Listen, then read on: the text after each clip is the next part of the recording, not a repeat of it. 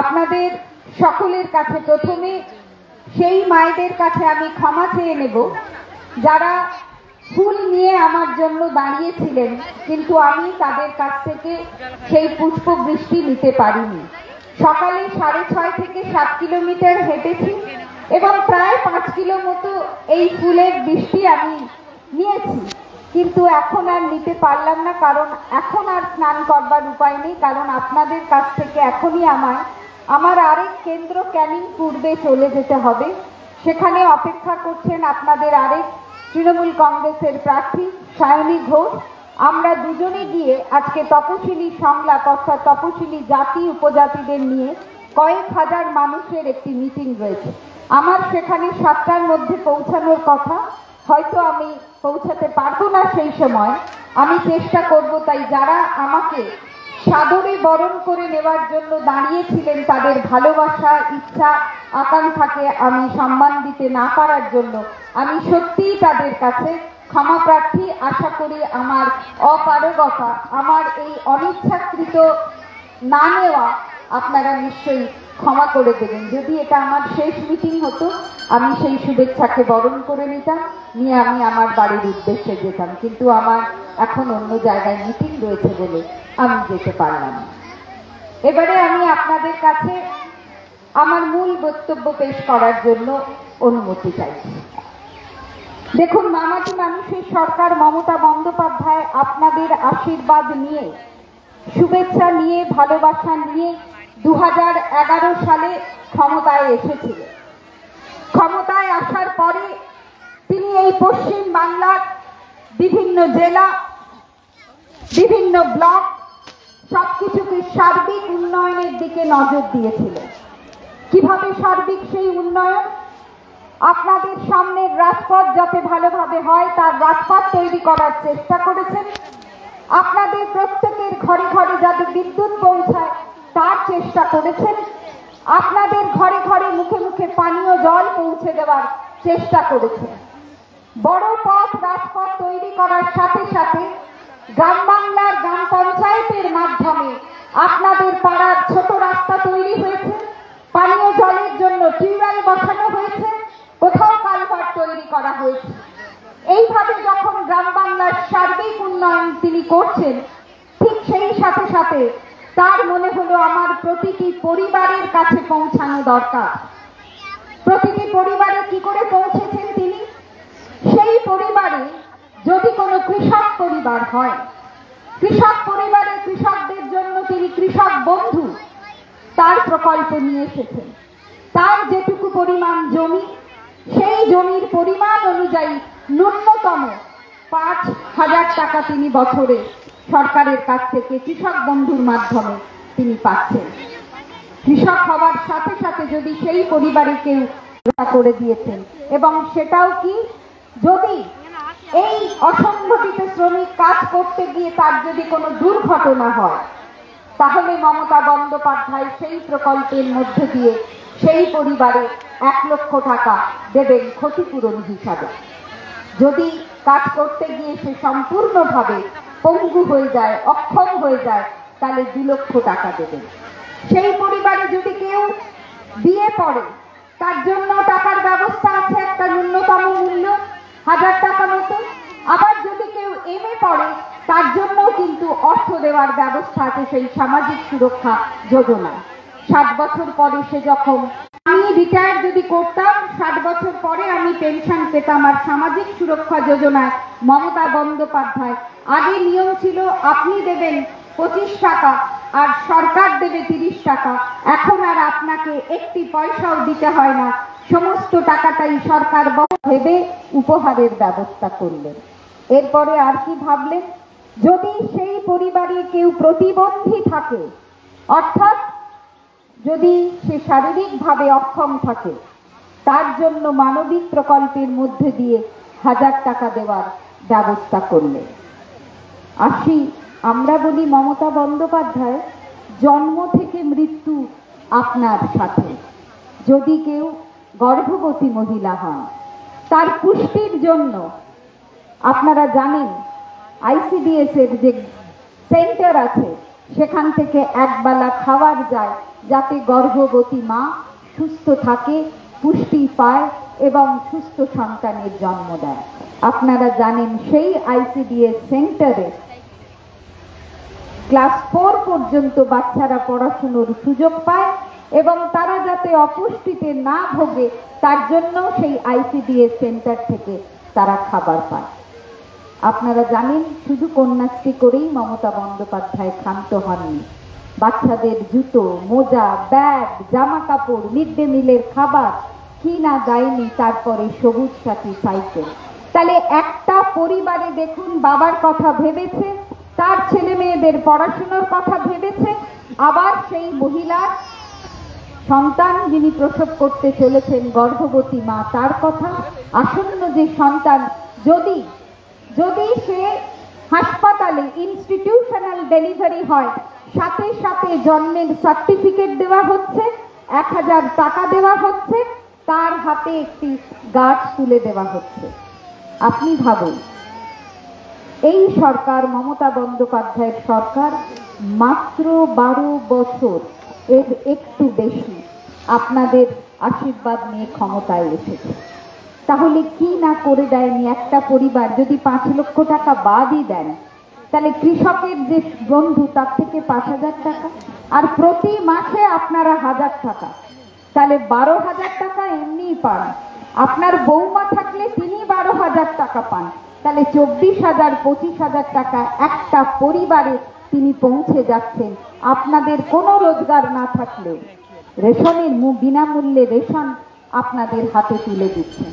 একবার ভেবে দেখুন তো, 34 বছরে বামপন্থী সরকার ছিল, তারা না করেছে পথ, না আপনার ঘরে ঘরে বিদ্যুৎ, না আপনার পানীয় জলের ব্যবস্থা করেছে, না কৃষক বন্ধু করে কৃষকের পাশে দাঁড়িয়েছে, না এই অটো চালক, ভ্যান চালক, টোটো চালক যারা ছুতোর মিস্ত্রি, জরির মিস্ত্রি করে, রাজমিস্ত্রি করে, সামাজিক সুরক্ষার মাধ্যমে তাদের টাকা দিয়েছে। এবং আপনারা দেখুন, প্রতিবন্ধী যে বাচ্চা, তার হাতে 1000 টাকা তুলে দিয়ে আপনাদের প্রত্যেক মাসে সে যাতে সেই পরিবারে বোঝা না হয়ে যায় তার জন্য 1000 টাকার ব্যবস্থা করেছে। যদি কেউ পরিবারে মারা যায়, সমব্যথী প্রকল্পের মধ্যে দিয়ে 2000 টাকা দিয়ে আপনার শ্মশান যাত্রী হয়েছেন মমতা বন্দ্যোপাধ্যায়, অথবা গোরস্থানে যাওয়ার জন্য সেই পথের কাফন যাত্রীও তিনি হয়েছেন। তাহলে মমতা বন্দ্যোপাধ্যায়ের কথা ভাবুন। সমাজে এমন একজন নারী, আপনি ভেবে দেখুন, আপনার পরিবারের প্রতিটি সদস্যের কথা ভেবে তিনি তার প্রকল্পের কথা করেছেন এবং সেই প্রকল্পের মাধ্যমে সরাসরি আপনারা উপকৃত হচ্ছেন। আর কোন রাজনৈতিক দল 34 বছর ধরে বামপন্থী সরকার এটা করেনি। আমি বলি যে এই যে আইসিডিএস এর কথা আমি বললাম, আইসিডিএস একটা কেন্দ্রীয় সরকারি প্রকল্প, যেখানে কেন্দ্র এবং রাজ্য মিলিতভাবে শেয়ারে দেবে। অর্থাৎ ও যদি 60 টাকা দেয়, রাজ্য দেবে 40 টাকা। আপনি জেনে রাখুন, আজ 3 বছর ধরে কেন্দ্রীয় সরকার, ভারতীয় জনতা পার্টি মিড ডে মিলের সেই টাকা বন্ধ করে দিয়েছে। অর্থাৎ গর্ভবতী মা যাতে সুস্থ থাকতে পারে তার চিন্তা ভারতীয় জনতা পার্টি করেনি। তার টাকা বন্ধ করার ফলে আগামী দিনে যে মা, সে শুধু অসুস্থ হয়ে পড়বে না, সে যে তার যে অধিকার, যে খাবার, ন্যূনতম খাবার, সেটা যেমন সে পাবে না, আগামী দিনে তার যে বাচ্চা সুস্থ জন্মাবে তার জন্য যে মিড ডে ধরে গ্রাম বাংলার ছোট রাস্তা, আপনারা যখন আমরা কোথাও যাব বলবেন আমাদের এই গ্রামের ইটের রাস্তা আছে, এটাকে আপনি কংক্রিট করে দিন। আমরা কংক্রিট করে দিতে পারছি না, কারণ 3 বছর ধরে টাকা বন্ধ। আপনারা হয়তো বলছেন গরমে আমার বাড়ির কাছে টিউবওয়েলটি খারাপ হয়ে পড়ে আছে, নতুন টিউবওয়েল করে দিন। আমরা করে দিতে পারছি না, কারণ 3 বছর ধরে সেই টিউবওয়েল টাকা বা 100 দিনের যে টাকা সেটা আমরা পাচ্ছি না কেন্দ্রীয় সরকারের কাছে। আপনারা জানেন অনেকের ঘর নেই, বলছেন আমার মাটির ঘর, আপনি ঘর তৈরি করে দিন। 3 বছর ধরে ভারত সরকার সেই টাকা বন্ধ করে রেখেছে। ঘরের নাম হয়তো নামের লিস্টে আপনার নাম আছে, ঘরের লিস্টে, কিন্তু সেই টাকা বন্ধ ভারতীয় জনতা পার্টি। ভারতীয় জনতা পার্টির যিনি এখন প্রধানমন্ত্রী, তিনি ভারতীয় জনতা পার্টি একটা দল যে মিথ্যে কথা বলে আপনার কাছ থেকে ভোট নিয়েছে, যে লোক দেখিয়ে আপনার কাছে ভোট নিয়েছে, যে আপনার কাছে মিথ্যে প্রতিশ্রুতি দিয়ে ভোট নিয়েছে 15 লক্ষ টাকা আর 2 কোটি বেকারের চাকরি। আজ আমার এগেনস্টে যিনি দাঁড়িয়েছেন ভারতীয় জনতা পার্টির অশোক কান্ডারি, তার হয়ে শুভেন্দু অধিকারী বলছে এবারে যদি আমাদের ভোট দেয় বাংলায়, আপনারা যদি ভোট দেন, ক্যানিং এর মিটিং এ বলছে আমি 3000 টাকা আমরা দেব লক্ষ্মীর ভান্ডার। দেখুন, আমি মনে করি না যে আমার ক্যানিং এর লোক এত বোকা, আমি মনে করি না জয়নগরের লোক এত বোকা। কারণ দেখুন, ভারতীয় জনতা পার্টি তার ম্যানিফেস্টোতে প্রতিবেদনে বলেছিল 15 লক্ষ টাকা দেবে, 2 কোটি বেকারের চাকরি দেবে। এবারের যে প্রতিবেদন, সেই প্রতিবেদনে কোথাও কিন্তু লেখা নেই ভারতীয় জনতা পার্টির লেখা যে তারা 3000 টাকা করে লক্ষ্মীর ভান্ডার দেবে। তাহলে এটা তো ভারতীয় জনতা পার্টির প্রধানমন্ত্রীর আবেদন নয়, ভারতীয় জনতা পার্টির সরকারের আবেদন নয়, এটা কিন্তু একমাত্র শুভেন্দু অধিকারী, যে সেন্টারের মন্ত্রীও নয়, যে কেন্দ্রের মন্ত্রী নয়, বিজেপির এমপি নয়, সে শুধুমাত্র পশ্চিমবঙ্গের একজন এমএলএ ভারতীয় জনতা পার্টি। তাহলে সে মিথ্যে কথা বলছে, আসলে সে ভয় পেয়েছে। লক্ষ্মীর ভান্ডার, মামাটি মানুষের নেত্রী মমতা বন্দ্যোপাধ্যায় লক্ষ্মীর ভান্ডার 2021 সাল থেকে দিয়ে মেয়েদের পাশে যে দাঁড়িয়েছে, মেয়েরা আজ 1000 টাকা করে পাচ্ছে, স্বাবলম্বী হয়েছে, এই মেয়েদের সম্পূর্ণ ভোটটাই আমাদের সরকার পাবে, মামাটি মানুষের নেত্রীর প্রার্থীরা পাবে। 21 সাল থেকে পেয়ে আসছেন আপনারা। ভারতের যিনি প্রধানমন্ত্রী আজ, আপনাদের কাছে মনে করিয়ে দিই যদি ভুলে গিয়ে না থাকেন, তিনিও একসময় কোনো এক রাজ্যের মুখ্যমন্ত্রী ছিলেন। সেই সময় একটি সাম্প্রদায়িক দাঙ্গা বেঁধেছিল গুজরাটের, তিনি যখন মুখ্যমন্ত্রী। আজও পর্যন্ত ভারতবর্ষের রাজনীতিতে কোনো রাজ্যে এত বড় সাম্প্রদায়িক দাঙ্গা হয়নি, আপনারা যদি মনে করে থাকেন। সেই গুজরাটের মুখ্যমন্ত্রী, যিনি সাম্প্রদায়িক দাঙ্গা যখন ঘটেছিল তিনি মুখ্যমন্ত্রী ছিলেন গুজরাটে, আজ তিনি ভারতবর্ষের প্রধানমন্ত্রী। তিনি শান্তি বা সম্প্রীতির এই বার্তায় তিনি বিশ্বাস করেন না, তিনি ঘৃণা আর বিদ্বেষের রাজনীতি বোঝেন। তিনি মানুষের মধ্যে ধর্মে ধর্মে বিভেদ লাগানোর চেষ্টা করেন, তিনি মন্দির মসজিদে বিভেদ লাগানোর চেষ্টা করে থাকেন। আজ সেই প্রধানমন্ত্রী আমাদের। আপনারা ভেবে দেখুন, যিনি বলছেন যে আগামী দিনে এই সরকার যখন আবার গঠন করবেন, তিনি ধর্ম নিরপেক্ষ কথাটিকে তিনি সংবিধান থেকে তুলে দেবেন। আর তিনি কি বলছেন যে তপশিলি জাতি আর উপজাতিদের এই পরিবারের শিক্ষার অধিকার কেড়ে নেবেন, চাকরির অধিকার কেড়ে নেবেন। আপনার ছেলে আপনার মেয়েরা ডাক্তারি ইঞ্জিনিয়ারিং পড়বার ক্ষেত্রে যে রিজার্ভেশন আছে, যে কোটা আছে, আগামী দিন সংবিধান থেকে তা তুলে নিয়ে নেবে বলছে। যারা পঞ্চায়েতের ভোটে দাঁড়ায়, এসসি রিজার্ভ সিট থাকে, এসটি রিজার্ভ সিট থাকে। আমি এমএ পরে শিডিউল কাস্ট, আমি এমপি শিডিউল কাস্ট। আগামী দিনে আমাদের জন্য আর কোনো রিজার্ভ কোটা থাকবে না, অর্থাৎ ভোটে দাঁড়ানোর গ্রাম পঞ্চায়েতের অধিকার শিডিউল কাস্ট আর শিডিউল ট্রাইব হারিয়ে ফেলবে। আগামী দিনে কোনো এমএলএ হতে পারবে না শিডিউল কাস্টের, আগামী দিনে কোনো এমপি হতে পারবে না শিডিউল কাস্ট শিডিউল ট্রাইবে। এই ভারতীয় জনতা পার্টি আমার এগেনস্টে আইএসএফও দাঁড়িয়েছে, তারা এবারে ভোট চাইছে, মিথ্যে কথা বলে ভোট চাইছে আপনাদের কাছে। তারা কি বলছে? তারা বলছে এবারে আমরা লোকসভায় যাব, পার্লামেন্টে যাব। আমি আপনাদের কাছে প্রশ্ন করি, আমার 91টি গ্রাম পঞ্চায়েত আর একটা পৌরসভা, যাদের একটি পঞ্চায়েতে জেতবার ক্ষমতা নেই, যাদের একটি ওয়ার্ডে জেতবার ক্ষমতা নেই, তারা আজ লোকসভায় যাবার স্বপ্ন দেখে।